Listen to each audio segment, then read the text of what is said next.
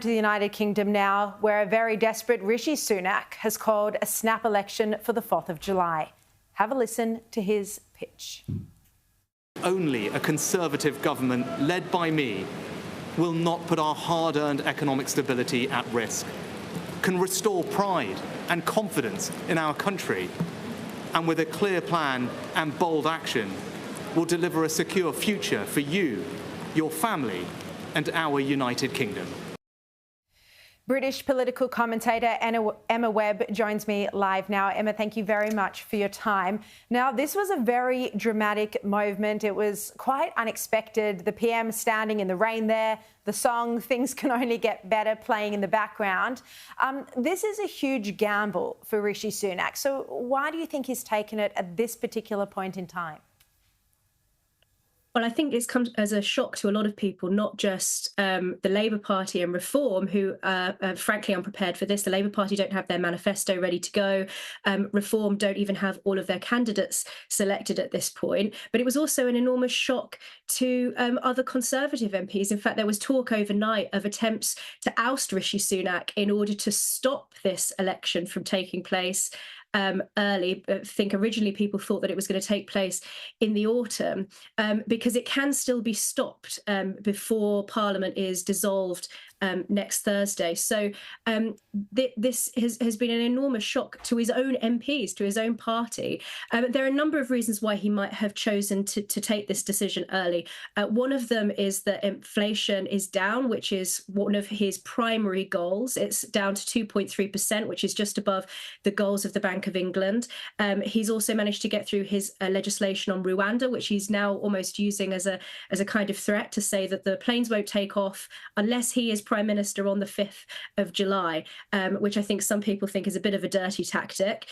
So there are a number of reasons, including, as you were just speaking about there, this issue with the ICC, that the Labour Party is in complete disarray over Gaza. It's having an enormous impact on our politics here. They lost Oldham Council because of the Muslim vote.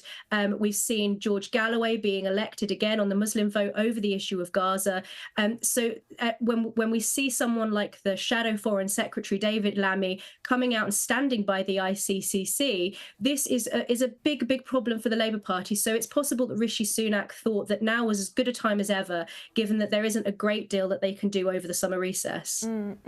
Now, Emma, you just outlined some of the reasons he's called the election now, but I understand that also he was concerned about his leadership, which led him to bring forward the election so that he wasn't rolled before a later election if it was called in August. But you just said there that he might now even be ousted as a result of him calling the election. So, you know, it looks like, if I'm reading that correctly, that his leadership was on the line either way.